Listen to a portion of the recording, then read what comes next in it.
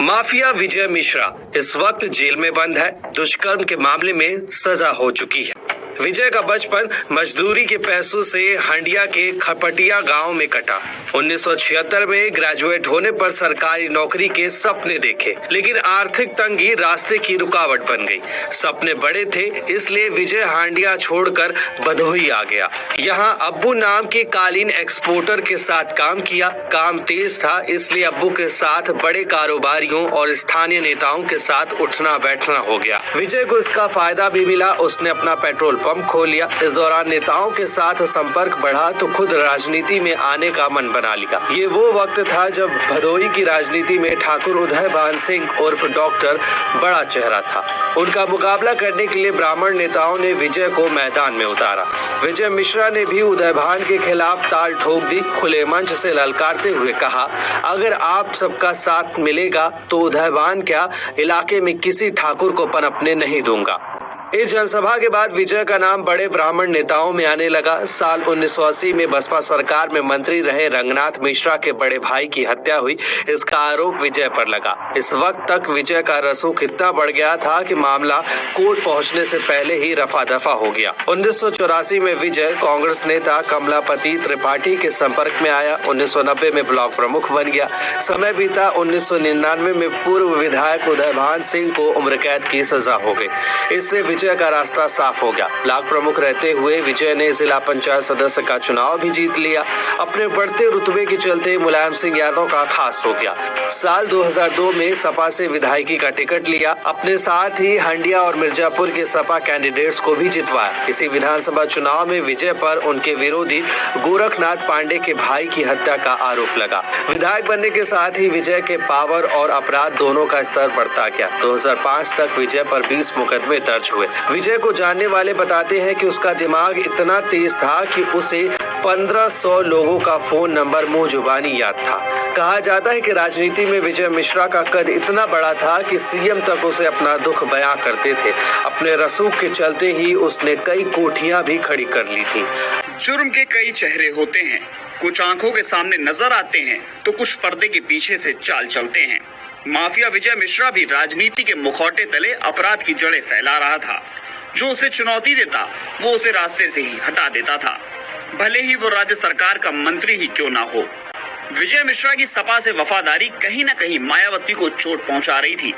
2007 में माया की प्रचंड जीत के बावजूद पूर्वांचल का मुख्य द्वार कहे जाने वाले भदोही में सपा की धमकदारी कायम रही।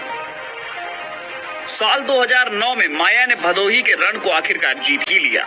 विधानसभा चुनाव में न सही, लोकसभा चुनाव में माफिया विजय के कट्टर दुश्मन गोरखनाथ पांडे बसपा के टिकट पर भदोही से सांसद बन गए। एक साल बाद 12 जुलाई 2010 को कुछ ऐसा हुआ कि पूरा इलाहाबाद हिल गया। खबर आई कि माया सरकार में कैबिनेट मंत्री नंद गोपाल गुप्ता नंदी पर रिमोट बम से जानलेवा हमला किया गया। इस घटना में बाल बाल बचे नंदी की पत्नी अभिलाषा ने 4 लोगों के खिलाफ केस दर्ज कराया। मुख्य आरोपी की जगह नाम लिखा विजय मिश्रा। यूपी के कैबिनेट मंत्री पर हुए जानलेवा हमले के बाद मायावती एक्शन में आ गई। तुरंत मामले की जांच बिठाई और मुकदमा लिखा गया। 7 महीने तक पुलिस की टीमें विजय मिश्रा को खोजती रही, लेकिन विजय का कुछ पता नहीं चला। फरार चल रहे विजय को दबोचने के लिए यूपी पुलिस ने उस पर इनामी राशि 2.5 लाख रुपए कर दी। 8 फरवरी 2011 को आखिरकार यूपी एसटीएफ ने विजय को दिल्ली के हौज खास से गिरफ्तार कर लिया। लेकिन 2012 विधानसभा चुनाव में विजय को फिर से सपा का टिकट मिला और वो जीतकर जेल से बाहर आया। फिर साल 2017 में होने वाले विधानसभा चुनाव से ठीक पहले अखिलेश ने अपने बाहुबली विरोधी छवि दिखाने वाले विजय का टिकट काट दिया। यहीं से सपा और विजय के बीच 17 साल पुरानी दोस्ती का अंत हो गया। विजय की ताकत दिन प्रतिदिन कम पड़ती जा रही थी। साल 2022 में नंदी योगी सरकार में मंत्री बन गए। उन्होंने विजय के खिलाफ मोर्चा खोल दिया। 1980 तक माफिया विजय मिश्रा राजनीति और अपराध दोनों से ही कोसों दूर था। भदोही में पेट्रोल पंप और ट्रक चलवाता था। इस बीच बिजनेस के सिलसिले में नेताओं के साथ उठना बैठना हुआ और धीरे धीरे उसने राजनीति में आने का मन बना लिया। विजय मिश्रा की क्राइम फाइल के बारे में 1990 में विजय पहली बार ब्लॉक प्रमुख बना। कुछ सालों के अंदर ही उसने सियासत के सारे दांवपेच सीख लिए। इस बीच साल 1997 में बड़े कोयला व्यवसायी नंदकिशोर रुंगटा के अपहरण की खबर आई। 2 करोड़ की फिरौती मांगी गई और फिर कुछ समय बाद ही इलाहाबाद के झूसी में व्यापारी का शव मिला। इस हत्या का आरोप माफिया मुख्तार अंसारी और विजय मिश्रा पर लगा। लोग कहते हैं मुख्तार से हाथ मिलाकर ही विजय ने अपराध की दुनिया में कदम रखा। इसी केस से विजय के आपराधिक इतिहास की शुरुआत हुई। हालांकि दोनों के खिलाफ सबूत काफी नहीं थे, इसलिए दोनों छूट गए। मुलायम सिंह यादव के संपर्क में आने पर विजय मिश्रा की राजनीति में पकड़ मजबूत होती गई।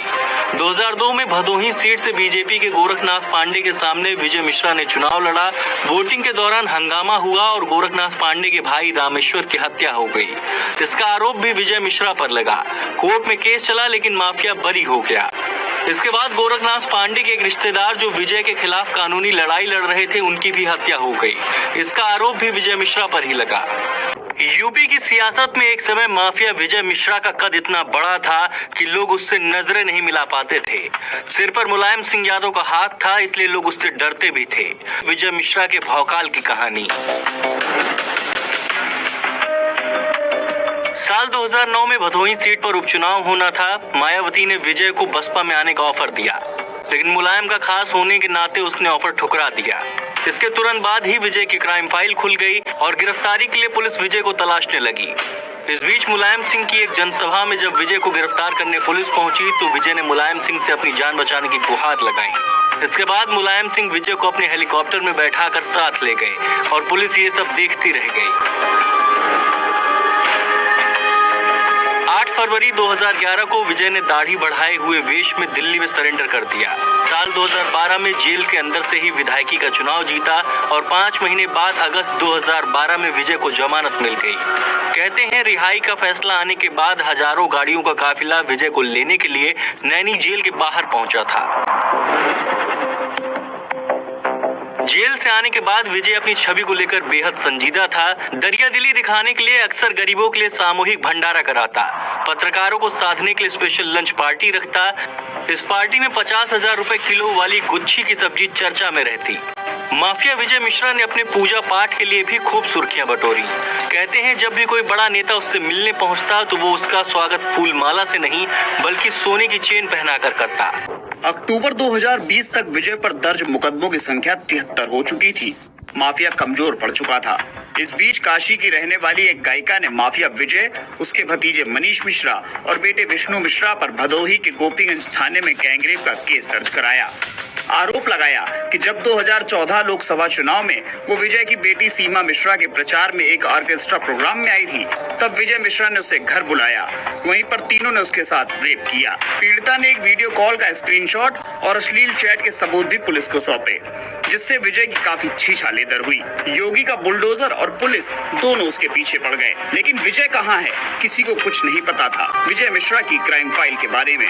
जनवरी 2011 से अगस्त 2012 तक विजय जेल में रहा। इस दौरान उसका नेटवर्क जेल से फलता फूलता रहा। विजय ने सलाखों के पीछे रहते हुए विधानसभा चुनाव जीत लिया और सपा को भी राजगद्दी मिल गई।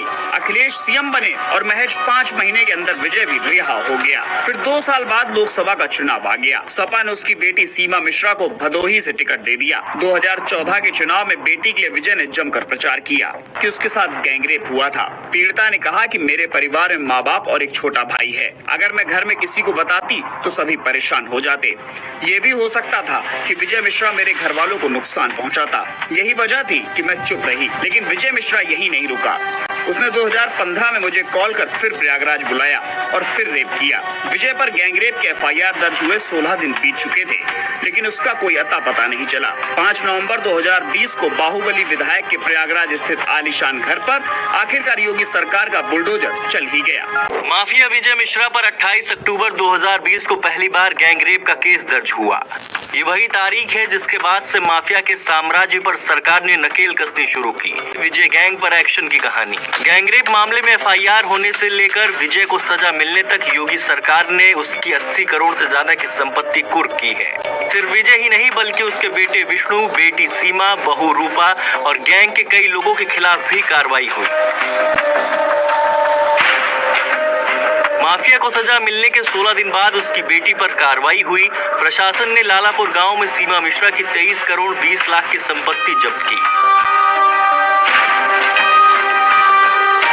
विजय के बेटे विष्णु मिश्रा के नाम से चल रही कंस्ट्रक्शन कंपनी का डंपर जब्त किया गया, जिसकी कीमत करीब 25 लाख रुपए बताई गई। ये कार्रवाई यूपी पुलिस के गैंगस्टर्स की अवैध संपत्ति जब्तीकरण अभियान के तहत की गई थी।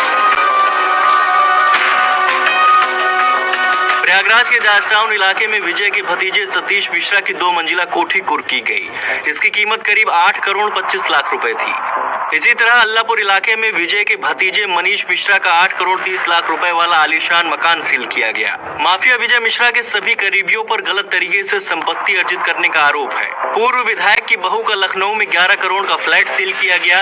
विजय मिश्रा के करीबी हनुमान सेवक पांडे पर भी प्रशासन ने कार्रवाई की। प्रयागराज के झलवा में उसकी 3 करोड़ 25 लाख की संपत्ति जब्त की गई। कुल मिलाकर सरकार ने अपनी कार्रवाई से माफिया की कमर तोड़ दी है। फिलहाल विजय 3 साल से आगरा की सेंट्रल जेल में बंद है और उसका बेटा विष्णु आर्म्स एक्ट के मामले में लखीमपुर जेल में सलाखों के पीछे है।